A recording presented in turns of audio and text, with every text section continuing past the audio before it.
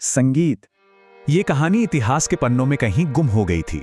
एक ऐसे अकेले इंसान की कहानी जो सिर्फ एक रिवॉल्वर और अपनी मातृभूमि के लिए बेइंतहा मोहब्बत के दम पर उस साम्राज्य के किले में जा घुसा, उसके हुक्मरानों की आंखों में आंखें डालकर देखा और इतिहास का रुख हमेशा के लिए बदल दिया। जरा उस लंदन की कल्पना कीजिए, दुनिया की राजधानी, जिसकी सड़कें भारत के लाखों भूखे गांवों से लूटी हुई दौलत से बनी हैं, जहां ब्रिटिश लॉर्ड्स और अफसर इस घमंड में चलते हैं कि वो दुनिया पर राज करने के लिए ही पैदा हुए हैं। और ठीक वहीं लंदन की उन शानदार गलियों और धुंध के बीच एक नौजवान हिंदुस्तानी छात्र चल रहा है। वो किसी क्रांतिकारी परिवार से नहीं था, बल्कि ठीक उल्टा, अमृतसर के एक बेहद अमीर और असरदार परिवार में पैदा हुआ। उसके पिता चीफ मेडिकल ऑफिसर थे, ब्रिटिश हुकूमत के पक्के वफादार। मदन लाल को भी उसी रास्ते पर चलना था। उसे इंजीनियरिंग की पढ़ाई के लिए लंदन भेजा गया था। मकसद साफ था, एक बड़ी डिग्री लेकर भारत लौटो, बढ़िया सा ब्रिटिश सूट पहनो, सरकार की नौकरी करो और शानो शौकत की जिंदगी जियो। लेकिन लंदन में रहते हुए मदन लाल को एक चुभने वाला सच दिखाई दिया। उसने अंग्रेजों की वो बेहिसाब दौलत, वो आलीशान इमारतें, वो आज़ादी और सम्मान देखा जो उनके अपने देशवासियों की कीमत पर खड़ा किया गया था। और फिर उसे घर की याद आई। उसे अंग्रेजी नीतियों से पैदा हुए वो अकाल याद आए जो लाखों हिंदुस्तानियों को सड़कों पर भूखा मार रहे थे। उसे प्लेग की दहशत याद आई, बंगाल और पंजाब के वो नौजवान लड़के याद आए जिन्हें सिर्फ आज़ादी का सपना देखने के लिए कोड़े मारे जा रहे थे, तड़पाया जा रहा था और फांसी पर लटकाया जा रहा था। ब्रिटिश इंसाफ का वो नकाब उसकी आंखों के सामने तार तार हो गया। और फिर उसे इंडिया हाउस का रास्ता मिला। बाहर से देखने में ये हिंदुस्तानी छात्रों के लिए एक मामूली सा हॉस्टल था, लेकिन अंदर वो क्रांति की एक धधकती हुई भट्टी थी। ये महान श्यामजी कृष्ण वर्मा और वीर विनायक दामोदर सावरकर का गढ़ था। इंडिया हाउस में मदन लाल बहुत कम बोलता था, हमेशा अच्छे साफ सुथरे कपड़ों में, चेहरे पर एक रहस्यमयी मुस्कान लिए हुए। कुछ लोगों को तो उसकी देशभक्ति पर शक भी होता था, लेकिन सावरकर की नजरें कुछ और ही देख रही थीं। सावरकर ने मदन लाल की शांत आंखों के पीछे जलती हुई आग देखी थी। उन्होंने एक ऐसे ज्वालामुखी को देखा था जो बस फटने का इंतजार कर रहा था। और फिर भारत से खबर आई कि खुदीराम बोस सिर्फ 18 साल के एक लड़के को अंग्रेजों ने फांसी दे दी। वो वीर हाथ में भगवत गीता लेकर मुस्कुराते हुए फांसी पर चढ़ गया। फिर कन्हैया लाल दत्त की शहादत की खबर आई। इंडिया हाउस के नौजवान पूरी तरह टूट चुके थे। उनके दिल गम और गुस्से से भरे थे।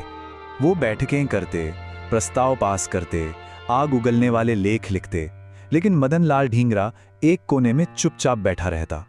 वो शब्दों से तंग आ चुका था। उसने महसूस किया कि जालिम हुकूमत अर्जियों और याचिकाओं की जुबान नहीं समझती। वो सिर्फ एक जुबान समझती है, ताकत की। और उसी खामोशी में मदन लाल ने एक अटूट कसम खाई। उसे एक निशाना चाहिए था, एक प्रतीक, और वो उसे मिला सर विलियम हर्ट कर्जन वाइली में। कर्जन वाइली कोई मामूली अफसर नहीं था। वो भारत के सेक्रेटरी ऑफ स्टेट का पॉलिटिकल एडवाइजर था। असल में वो ब्रिटिश खुफिया पुलिस का जीता जागता चेहरा था। उसका एक ही काम था, लंदन में हिंदुस्तानी छात्रों पर नजर रखना, उनकी हिम्मत तोड़ना और ये पक्का करना कि वो हुकूमत के वफादार गुलाम बने रहें। मदन लाल के लिए कर्जन वाइली जुल्म का चेहरा था। तैयारी शुरू हुई, ठंडे दिमाग से, सोची समझी और बिल्कुल निडर। वो जानता था कि इसका अंजाम क्या होगा। वो जानता था कि यहां से बचकर निकलने का कोई रास्ता नहीं है। उसने एक कोल्ट रिवॉल्वर और एक बेल्जियन पिस्टल खरीदी। वो हर रोज लंदन की एक शूटिंग रेंज में जाकर अपना निशाना पक्का करता रहा। ये तैयारी भागने के लिए नहीं थी, ये तैयारी ये पक्का करने के लिए थी कि निशाना चूके नहीं। लंदन के इंपीरियल इंस्टीट्यूट में नेशनल इंडियन एसोसिएशन का एक बड़ा सालाना जलसा हो रहा था। ये एक शानदार जश्न था, साम्राज्य के घमंड का जश्न। हॉल ब्रिटिश समाज के बड़े बड़े लोगों और उनकी जी हुजूरी करने वाले अमीर वफादार हिंदुस्तानियों से खचाखच भरा था। संगीत था, कहकहे थे और शैंपेन के जाम टकरा रहे थे। ये जश्न था साम्राज्य की पूरी बेजोड़ ताकत का। उसी आलीशान हॉल में मदन लाल ढींगरा ने कदम रखा। उन्होंने एक शानदार बेदाग सूट पहना था, सिर पर गर्व से एक नीली पगड़ी थी। उनका चेहरा बिल्कुल शांत था, दिल की धड़कन एकदम स्थिर। लेकिन उनके कोट के अंदर 2 भरी हुई रिवॉल्वर छिपी थीं। वो भीड़ में घुल मिल गया। उसने लोगों से नरमी से बात की। वो मुस्कुराया और इंतजार करने लगा। जैसे ही शाम ढलने लगी, सर कर्जन वाइली बड़े गुरूर से बाहर निकलने लगा। यही वो पल था। मदन लाल आगे बढ़ा। उसने भीड़ को चीरते हुए सीधा कर्जन वाइली की तरफ कदम बढ़ाया। वाइली ने उसे देखा, उस नौजवान छात्र को पहचाना और शायद एक अदब भरे सलाम की उम्मीद में रुक गया। मदनलाल ने अपना हाथ उठाया और उस आलीशान हॉल में 4 कान फाड़ देने वाली गोलियों की आवाज गूंज उठी। गोलियों ने कर्जन वाइली को बिल्कुल करीब से भेदा था। ब्रिटिश जासूसी का वो ताकतवर स्तंभ जमीन पर ढेर हो गया। हॉल में हाहाकार मच गया। औरतें चीखने लगीं। ब्रिटिश अफसर जो ना जाने कितनी जंगों के हीरो थे, डर के मारे भागने लगे। जो कभी सोचा भी नहीं जा सकता था, वो हो चुका था। एक देसी ने साम्राज्य के एक लॉर्ड को उन्हीं के गढ़ में मार गिराया था। लेकिन मदनलाल को देखिए, क्या वो भागा, क्या वो छिपा? नहीं, मदनलाल ढींगरा अपनी जगह पर बिल्कुल स्थिर खड़ा रहा।